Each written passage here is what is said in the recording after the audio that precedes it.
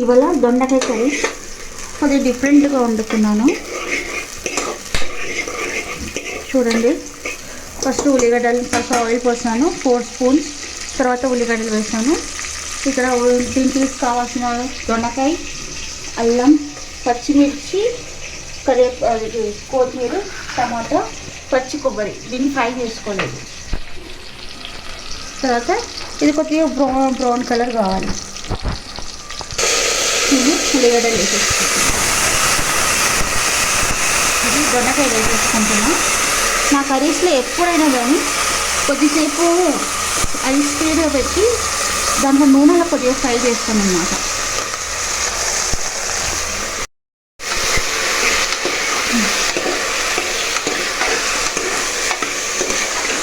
దీన్ని మంచి ఇట్లా కలిపి తర్వాత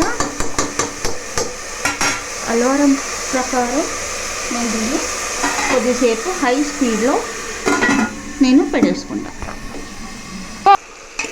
చూసాను, కొద్దిసేపు ఎట్లా పెట్టుకుంటే ఆయిల్లో మంచిగా వస్తుంది.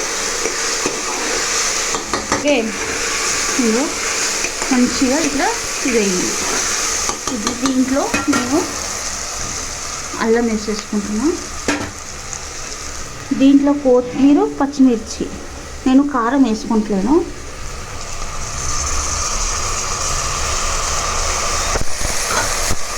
తర్వాత 4 టమాటాలు కోసి పెట్టిన.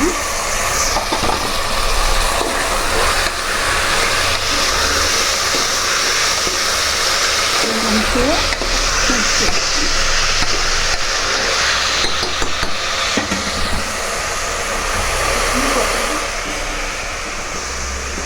దీంట్లో ఇదిగా పసుపు, టమాటాలు, పచ్చిమిర్చి, కొత్తిమీర, పసుపు వేసాను. మనకు తగినంత ఉప్పు. అంతే. ఇది మంచిగా అయిపోయింది.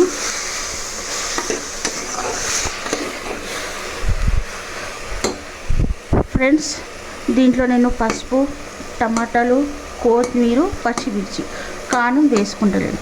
అల్లం, దీంట్లో నేను పచ్చిగా నూరు పెట్టుకున్న కొబ్బరి, సాల్ట్ వేసాను తగినంత. తర్వాత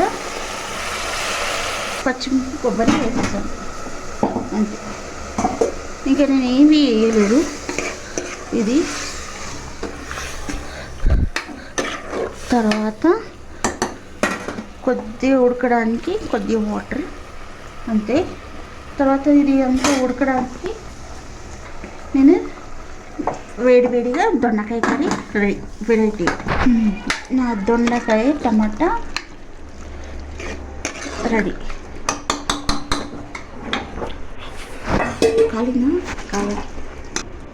దొండకాయ టమాటా మంచిగా ఎల్లో కలర్లో ఉంది. దీంట్లో మనం మిర్చి ఏంటిది పచ్చిమిర్చి నూరి కూడా వేసుకోవచ్చు, కానీ నేను నూరలేదు, అట్లనే వేసేసాను. దీంట్లో ఏమీ లేదండి, ఉట్టి ఉల్లిగడ్డలు, దొండకాయ, టమాటాలు, కరివేపాకు, పచ్చి కొబ్బరి, అల్లము, కారం అస్సలు వేయలేదు, పసుపు. మన టేస్టీగా దొండకాయ కర్రీ రెడీ.